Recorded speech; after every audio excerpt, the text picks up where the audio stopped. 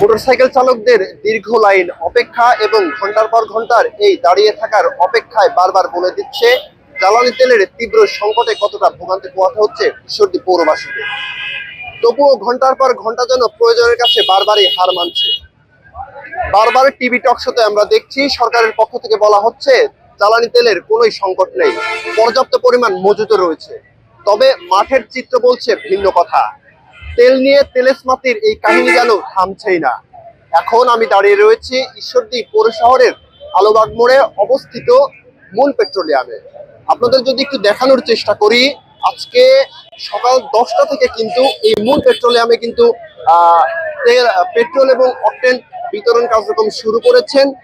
আমরা যদি একটু দেখানোর চেষ্টা করি যে মহাসড়কের উপর থেকে এবং পুরো তেল পাম্প জুড়ে কি পরিমাণ মোটরসাইকেল চালকদের লাইন ধরেছে, তারা কিন্তু দীর্ঘ সময় অপেক্ষা করে কিন্তু তেল নেওয়ার জন্য দাঁড়িয়ে রয়েছে। আপনাদের যদি একটু জানিয়ে রাখি যে গত 1 থেকে 1.5 মাস ধরে এই ধরনের জ্বালানি তেলের সংকট সৃষ্টি হয়েছে। তবে আমাদের বারবারই বিভিন্ন ফিলিং স্টেশন কর্তৃপক্ষ যেটি বলছে যে জ্বালানি তেলের চাহিদা আগের তুলনায় কিছুটা হলেও বেড়েছে, তবুও কিন্তু এই কৃত্রিম সংকটটা তৈরি করছে সাধারণ কিছু মানুষ। আমাদের কাছে এমনও অভিযোগ রয়েছে যে যাদের তেলের টাঙ্কি কিন্তু পর্যাপ্ত পরিমাণ তেল থাকা সত্ত্বেও তারা এসে লাইনে দাঁড়িয়ে রয়েছে। বেশ কিছু জায়গায় ভোক্তা অধিদপ্তরের অভিযানও চলেছে, সেখানে আমরা দেখেছি যে এই টাঙ্কি থেকে কিন্তু তেল বের করে কিন্তু বাইরে মজুত করা হচ্ছে বা বিক্রির মতো অভিযোগও রয়েছে। আমরা এখানে দেখতে পাচ্ছি মূল পেট্রোলিয়ামে কিন্তু আজকে পেট্রোল দেওয়া হচ্ছে 200 টাকার করে। বিগত কয়েকদিন আগে সর্বোচ্চ 500 টাকার করে দেওয়া হয়েছে মূল পেট্রোলিয়ামে। আমরা যদি একটু যারা লাইনে দাঁড়িয়ে রয়েছে অর্থাৎ তেলের যারা গ্রাহক রয়েছে, আমরা যদি তাদের সঙ্গে একটু কথা বলার চেষ্টা করি ভাই একটু জানতে চাই আপনার কাছে কতক্ষণ ধরে দাঁড়িয়ে রয়েছেন এবং সকাল 6টার থেকে এখন প্রায় 12-1টা 6 ঘন্টা দাঁড়িয়ে আছে। কেন দাঁড়িয়ে রয়েছে? তেলের সংকটে। তেল নিবেন? হ্যাঁ, তেল নেবো। আপনার টাঙ্কি কি তেল একটুও নাই? একটু আছে, দেখি সোলার মতন। এই 12-16 কিলোমিটার টাইনে আসছি। আচ্ছা একটু দেখি আমি। তেল নেই মন লেগে চলে, দেখেন টাকা দেখেন ঢাকালো তেল নাই, ঢাকালি কোন পাবেন আপনি তেল? দর্শক, আমরা আরো একজনের সঙ্গে একটু কথা বলবো। আপনি কোথা থেকে এসেছেন এবং কতক্ষণ দাঁড়িয়ে রয়েছেন এবং কতটুকু ভোগান্তি হচ্ছে? আমি ভাই আহমদপুর কলসনগর থেকে আসছি। আমি আনবিকে চাকরি করি ভাই। এখন 10টা থেকে তো 12টা 40 পর্যন্ত দাঁড়িয়ে আছি।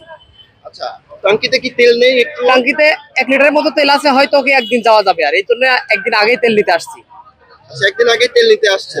ঠিক আছে দর্শক, আমরা কিন্তু শুনছিলাম যে এখানে যারা লাইনে দাঁড়িয়ে রয়েছে তারা কিন্তু বারবার বলছিলেন যে দীর্ঘ সময় দাঁড়িয়ে থেকেও কিন্তু সামান্য একটু তেলের জন্য তারা শত প্রয়োজন কিন্তু উপেক্ষা করে এখানে দাঁড়িয়ে রয়েছে এই তীব্র রোদের মধ্যে। আমরা যদি একটু দেখানোর চেষ্টা করি যে সকাল থেকে কিন্তু এখানে আইন শৃঙ্খলা বাহিনীর সদস্যরা কিন্তু এখানে অবস্থান করছে। কোনো ধরনের অপ্রীতিকর ঘটনা যেন এখানে না ঘটে, কোনো ধরনের হট্টগোল প্রতিরোধে কিন্তু এখানে আইন শৃঙ্খলা বাহিনীর সদস্যরা উপস্থিত রয়েছে সকাল থেকে। এখানে আমরা দেখতে পাচ্ছি যে একজন ট্রাফিক সার্জেন্ট রয়েছে, সজীব নামে একজন ট্রাফিক সার্জেন্ট রয়েছে। আমরা তার সঙ্গে একটু কথা বলার চেষ্টা করব। যে আমি আপনার কাছে একটু জানতে চাই যে সকাল থেকে যেখানে রয়েছে নিরাপত্তা কতটুকু জোরদার করতে পারছেন এবং মোটরসাইকেলের চালকদের যে সকল বৈধ কাগজপত্র রয়েছে সেগুলো দেখছেন কিনা? নিরাপত্তার ব্যবস্থা আমাদের তরফ থেকে আছে। আপনারা দেখতেই পাচ্ছেন, আমরা এখানে লাইন করে দিছি। বাইরে অথবা সিরিয়াল আছে, ভিতরে লাইন মেনটেন করে আপনার নেওয়া হচ্ছে। আর মোটরসাইকেলের কাগজপত্র বাইরে থেকে চেক করা হচ্ছে। চেক করে করে আমরা ভিতরে ঢুকাচ্ছি। আমরা বিশেষ করে যাদের তেলের ট্যাঙ্কিটা চেক করতেছি, যাদের আপনার তেল ফুল আছে বা চলার মতো তেল আছে, যারা তেল দিতে আসতেছে তাদেরকে আমরা চার্জ করতেছি। কেন আসতেছে? কারণ তার আপনার ট্যাঙ্কি ফুল আছে, সে আবার তেল নেবে কেন?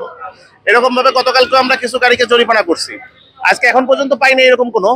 ম্যাক্সিমাম লোকেরই তেল দেয়, যাদের তেল নাই তাদেরকে পর্যাপ্তভাবেই তেল দেওয়া হচ্ছে। আপনার ওই মোটরসাইকেলের ক্ষেত্রে 200 টাকা, প্রাইভেটের ক্ষেত্রে 1000 টাকা, এইভাবে তেল দেওয়া হচ্ছে। এখন পর্যন্ত সুষ্ঠুভাবেই হচ্ছে। আমরা স্টার্ট করছিলাম 1500 লিটার, পাম্প কর্তৃপক্ষ 1500 লিটার তেল নিয়ে স্টার্ট করছিল। এখন পর্যন্ত চালা রয়েছে, যতক্ষণ তেল থাকবে দিতে দেওয়া থাকবে। ঠিক আছে, মামলা দিচ্ছেন কিনা? না, এখন পর্যন্ত কাউকে মামলা দেওয়া হয় নাই এই ব্যাপারে। ধন্যবাদ। আমরা কিন্তু শুনছিলাম যে ট্রাফিক সার্জেন্ট কিন্তু বলছিলেন যে কোনো ধরনের মামলা কিন্তু দেওয়া হচ্ছে না, তবুও কিন্তু বৈধ কাগজপত্র দেখে কিন্তু দেওয়া হচ্ছে।